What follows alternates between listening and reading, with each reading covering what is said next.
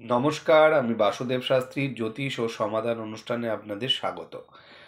আজকে আমি তন্ত্রমতে অষ্টকালিকা অর্থাৎ কালী দেবী সম্পর্কে আপনাদের জানাবো। বঙ্গদেশের অধিষ্ঠাত্রী দেবী হচ্ছেন দেবী কালী এবং এই কালী মন্দির বঙ্গদেশে গ্রামে, নগরে, বিভিন্ন শহরে, বিভিন্ন এলাকায় ছড়িয়ে ছিটিয়ে রয়েছে। আমরা দেবীকে নানা রূপে পুজো করে থাকি। নানা বাধা বিপদ থেকে বাঁচার জন্য আমরা দেবী কালিকার পূজা করি। দেবী কালীর প্রধান যে দিন সেটি হচ্ছে দীপান্বিতা অমাবস্যা। এছাড়াও প্রতিটা অমাবস্যাতে বা শনিবার বা মঙ্গলবার বা বিশেষ তিথিতে আমরা কালী পুজো করে থাকি। সাধারণত আমরা অমাবস্যাগুলোতেই পুজো করে থাকি, কিন্তু দেবী কালিকার যে পুজো হয় সেটা সম্পূর্ণ তন্ত্রমতে পুজো হয়। তাই তন্ত্রমতে দেবী কালিকাকে আমরা ৮টা ভাগে ভাগ করতে পারি। এগুলি হলো দক্ষিণাকালী, সিদ্ধকালী, গুহ্যকালী, মহাকালী, ভদ্রকালী, চামুণ্ডাকালী, শ্মশানকালী এবং শ্রীকালী।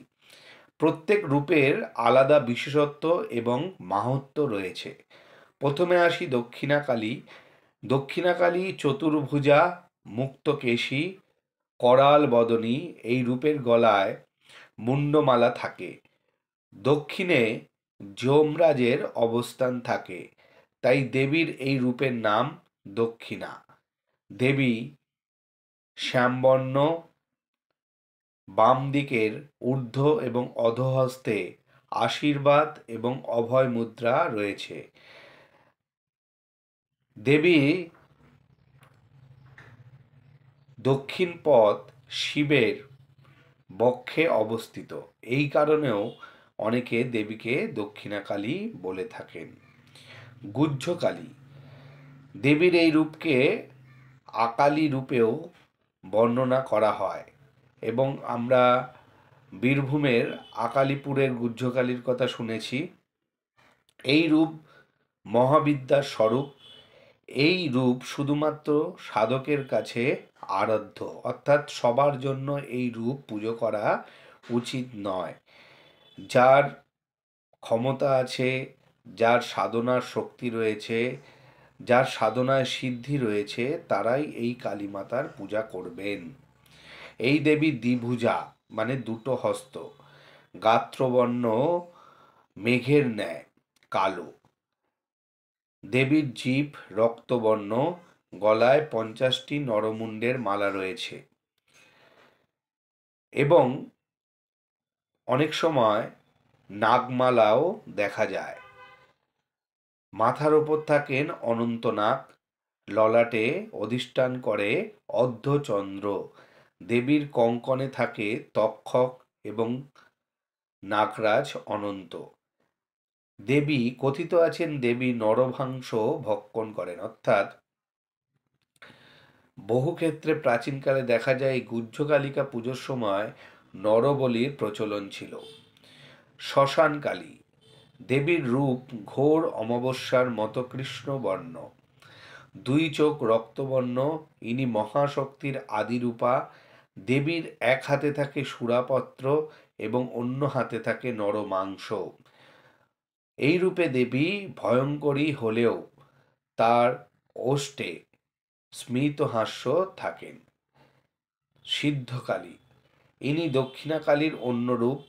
দেবী ত্রিনয়না ও মুক্তকেশী। দক্ষিণ হস্তে খড়গ থাকে, তার আঘাতে চন্দ্রমণ্ডল থেকে ঝরে পড়ে অমৃত।